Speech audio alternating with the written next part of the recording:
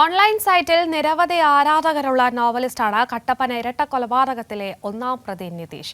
പ്രമുഖ ഓൺലൈൻ സൈറ്റിൽ പൂർത്തിയാകാത്ത 3 നോവലുകളാണ് നിതീഷിന്റേതായുള്ളത്. മഹാമാന്ത്രികം എന്ന നോവൽ 50,000-ഓളം ആളുകൾ വായിച്ചിട്ടുണ്ട്.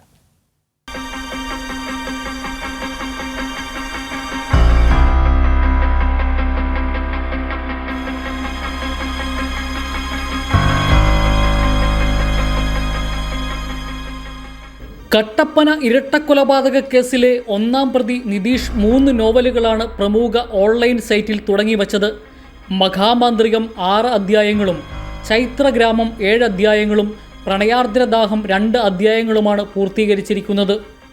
ആഭിചാരക്രിയകളിലൂടെ പെൺകുട്ടിയെ സ്വന്തമാക്കുന്ന ദുർമന്ത്രവാദിയുടെ കഥ പറയുന്ന നോവൽ മഹാമാന്ത്രികത്തിൻ്റെ തുടക്കം മുതൽ നിലവിൽ നിർത്തിയിരിക്കുന്ന ഇടം വരെ അടിമുടി ദുർമന്ത്രവാദവും ആഭിചാരക്രിയകളും പകപോക്കലുമാണ്.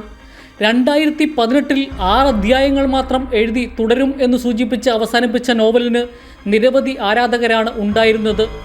ഒരു നിഷ്കളങ്ക പെൺകുട്ടിയെ കളങ്കിതയാക്കി ബുദ്ധിഭ്രമത്തിന് അടിമയാക്കി സ്വന്തമാക്കാൻ ശ്രമിക്കുന്ന ദുർമന്ത്രവാദിയും അയാൾക്കെതിരെ പ്രവർത്തിച്ച് പെൺകുട്ടിയെ മോചിപ്പിക്കാൻ ശ്രമിക്കുന്ന മറ്റൊരു മന്ത്രവാദിയുമാണ് നോവലിൻ്റെ ഇതിവൃത്തം.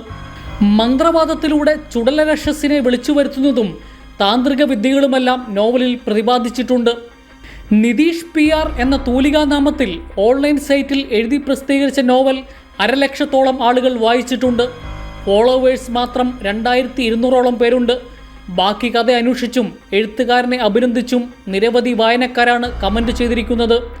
എഴുത്തുകാരനെ നേരിൽ കാണാൻ സാധിക്കുന്നത് ഭാഗ്യമായി കരുതുന്ന വായനക്കാർ പോലും കമൻറ്റ് ബോക്സിൽ ധാരാളമുണ്ട്. മഹാമാന്ത്രികത്തിൻ്റെ ബാക്കി എഴുതാത്തതിൽ പരിഭവിക്കുന്നവരുമുണ്ട് ഈ കൂട്ടത്തിൽ.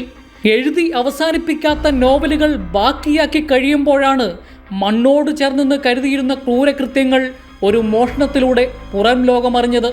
കൈരളി ന്യൂസ്, ഇടുക്കി.